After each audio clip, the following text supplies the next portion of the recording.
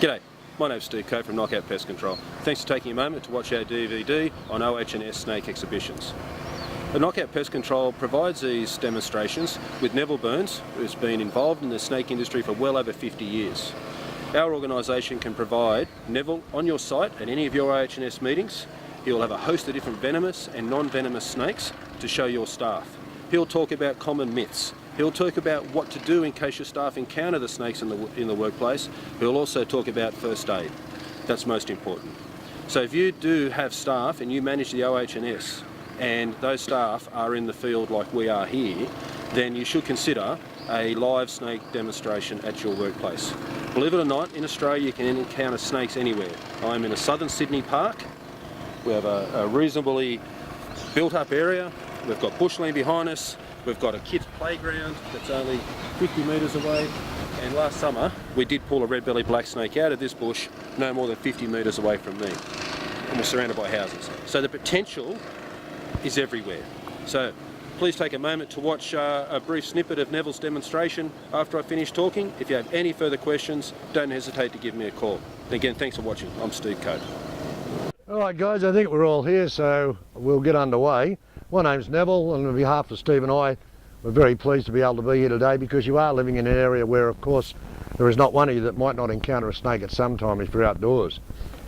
I lived for many years in the Sutherland Shire before I lived up the Blue Mountains, and I did catch a lot of snakes around this area. And the snakes that I'm going to be showing you today as part of this presentation are the ones that you will find in this area generally. Now, the big difference between snakes and other reptiles and the other animals that Knockout Control works with is that these are protected animals. They're not vermin. They are protected, and there's a heavy fine for people who kill them unless you can prove that it was an immediate threat. Yeah. Most bites on humans across the world are on the lower leg because a snake on the ground strikes at the nearest part of the human body. Now, if anybody's seen me arrive with Steve, I had joggers on. I've now changed the boots, and I would recommend that you always wear boots if you're outdoors. The short fangs of most Australian snakes will not penetrate. The exception may be a large death adder, which has outside fangs for an Australian snake. They're very much larger than most, and of course the taipan.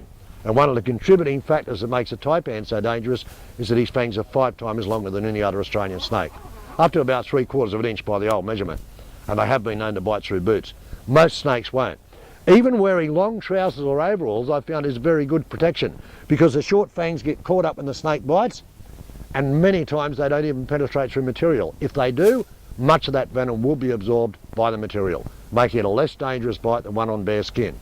Now, diamond pythons, like all snakes, have about up to 400 vertebrae in the backbone, so they are vertebrates, but they are very, very flexible. But because of the shape of their body, they have a problem. They only have one lung that works, and that puts paid to the story of snakes being able to chase a person over a distance. First, they're not quick enough, and secondly, they don't have the staying power. The left lung is practically atrophied, so they have very little stamina. Now, about a little bit longer than this bit of metal here on the end of the hook, and about the same thickness, and they can kill from the time they're born. Now, you want to try and get away, but you stir him up, he's going to get ready to defend himself. Notice the flattening of the neck. That's why he was called the Australian Cobra. This guy had him for years. He's very, very, very quiet.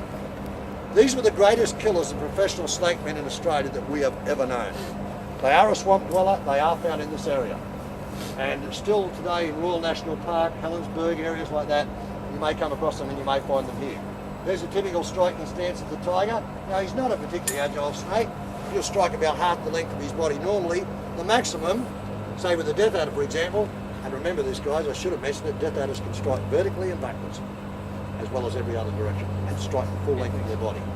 These guys, great sense of balance as you can see, and in flood time, because they're a swamp dweller, which means that they could live here, they will suspend themselves on a single strand wire fence or a branch of a tree. They'll stay there for hours or days. 16 professional snake men that I can name in the old days died from the bite of tigers.